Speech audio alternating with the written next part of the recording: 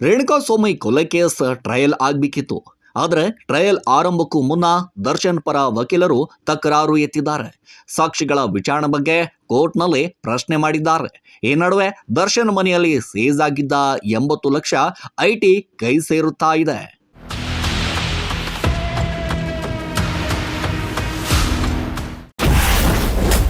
Trial ಆರಂಭಕ್ಕೆ ದರ್ಶನ್ ಪರ ವಕೀಲರ ತಕರಾರು. ದರ್ಶನ್ ಮನೆಯಲ್ಲಿ ಸೀಸ್ ಆಗಿದ್ದ 87 ಲಕ್ಷ ಹಣ ಐಟಿ ಪಾಲು.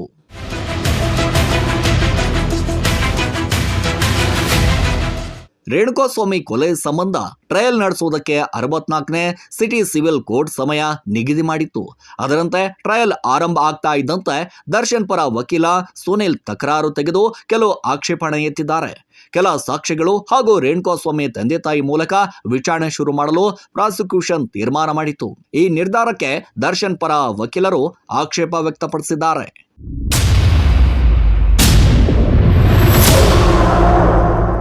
ಕೇಸ್ ಟ್ರಯಲ್ ಸಿದ್ಧತೆ ನಡೆಸಿರೋ ಪ್ರಾಸಿಕ್ಯೂಷನ್ ಮೊದಲಿಗೆ ರೇಣುಕಾಸ್ವಾಮಿ ತಂದೆ ತಾಯಿ ಹಾಗೂ ಸಾಕ್ಷಿ ನಂಬರ್ 7 ಮತ್ತು 8 ದೂರು ನೀಡಿದ ಸೆಕ್ಯೂರಿಟಿಯನ್ನ ವಿಚಾರಣೆ ನಡೆಸಿ ಅವರ ಹೇಳಿಕೆಯನ್ನ ಕೋರ್ಟ್ ಮುಂದೆ ಪ್ರಸ್ತುತ ಪಡಿಸೋಕೆ ಪ್ರಾಸಿಕ್ಯೂಷನ್ ತಯಾರಾಗಿತ್ತು.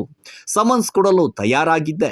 ಆದರೆ ಈ ಬಗ್ಗೆ ಪ್ರಶ್ನೆ ಮಾಡಿರುವ ದರ್ಶನ್ ಪರ ವಕೀಲ ಸುನಿಲ್, ಸಾಕ್ಷಿಗಳು ಹಾಗೂ ಯಾರನ್ನ ಮೊದಲು ವಿಚಾರಣೆ ನಡೆಸುತ್ತೆ ಅನ್ನೋ ಬಗ್ಗೆ ನಮಗೆ ಪ್ರಾಸಿಕ್ಯೂಷನ್ ಮಾಹಿತಿ ನೀಡಬೇಕು.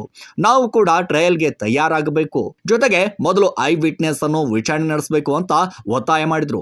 ವಾದ ಪ್ರತಿವಾದ ಆಲಿಸಿದ ನ್ಯಾಯಾಲಯ ಸಮನ್ಸ್ ಅನ್ನ ಯಾರಿಗೆ ಕೊಡಬೇಕು, ಮೊದಲು ಯಾವ ಸಾಕ್ಷಿಗಳನ್ನ ವಿಚಾರಣೆ ಮಾಡಬೇಕು ಅನ್ನೋ ಬಗ್ಗೆ ನಿರ್ಧಾರ ಮಾಡುವ ಬಗ್ಗೆ ಇಂದು ಹೇಳ್ತೀವಿ ಎಂದು ವಿಚಾರಣೆ ಮುಂದೂಡಿದೆ.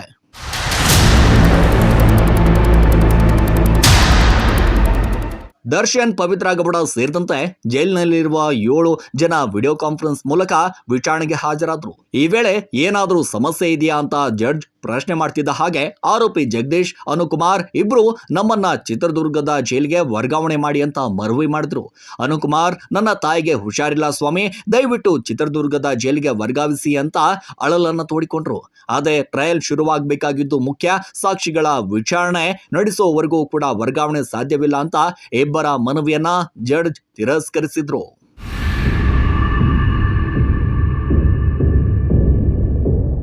ಇದೇ ವೇಳೆ ದರ್ಶನ್ ಮನೆಯಲ್ಲಿ ಸಿಕ್ಕ 82 ಲಕ್ಷ ಹಣಕ್ಕೆ ಸೂಕ್ತ ದಾಖಲೆ ಕೊಡದ ಕಾರಣ ಆದಾಯ ತೆರಿಗೆ ಇಲಾಖೆ ಹಸ್ತಾಂತರ ಮಾಡಲು ನಿರ್ಧಾರ ಮಾಡಲಾಗಿದೆ. ಏನೋ ಜೈಲಿನಲ್ಲಿ ತಲೆಕೆಟ್ಟು ಹೋಗ್ತಿದ್ದ ನಮಗೆ ಟಿವಿ ಬೇಕು ಅಂತ ದರ್ಶನ್ ಸೇರಿ ಎಲ್ಲ ಆರೋಪಿಗಳು ಕೇಳ್ತಿದ್ದಾರೆ.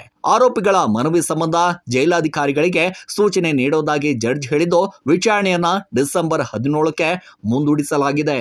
Crime bureau, rebel TV, Bengaluru.